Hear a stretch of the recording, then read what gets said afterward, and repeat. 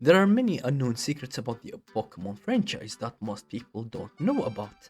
Except for diehard fans, like Rhydon is the first designed Pokemon by Ken Sugimori, the art director of Pokemon. That's why you see it in the iconic immediate start of the original Pokemon anime. It's been almost 30 years since the first Pokemon game got released, and since then, many things have happened that people forget or moved on from.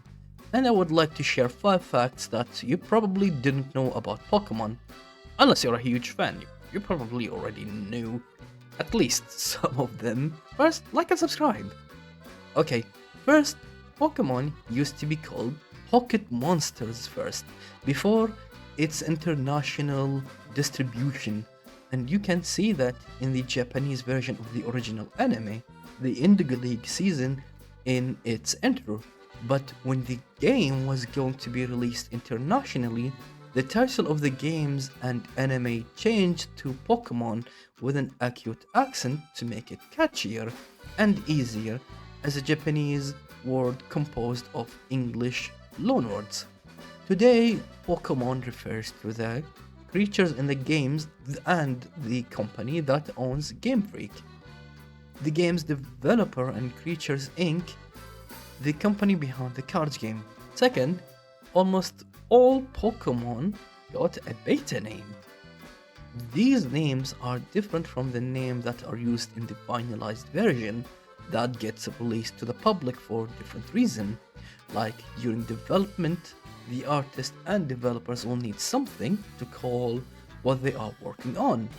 But that name wouldn't be the final one, since the final one needs to have a lot of thoughts put after it.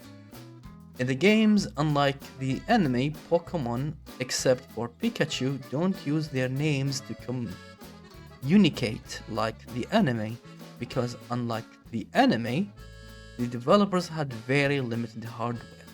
With the Game Boy, the console where the original games got published on, and they kept that for the sake of realism since Pokemon are basically magic animals. Even in the anime, different dubs give different Pokemon different cries, like how English Starmie is different from the French one. Fourth, the father of all Pokemon, Mew, wasn't supposed to be in the original games. Heck, players can't even encounter Mew unless they run into glitches or go into events that long has finished. That's because only 150 Pokemon were intended to be in the games, but the original game I mean. But of course during development more were designed. Some would be released on the second gen like Ho-Oh, but one of the developers snuck in Mew when he was doing debugging to the games at the very end of development.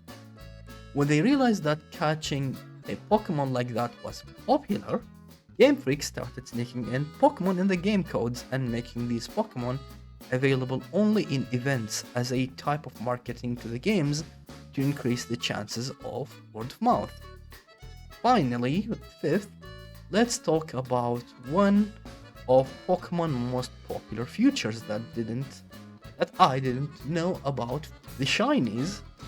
Shiny Pokemon is a term that originally was completely fan-made, since officially it was called Rare Pokemon when this feature was introduced in Gen 2. But fans hear the sound that comes from the Game Boy that resembles Shine sound, so everyone just called it Shiny until Gen 3 when the term Shiny got adopted officially.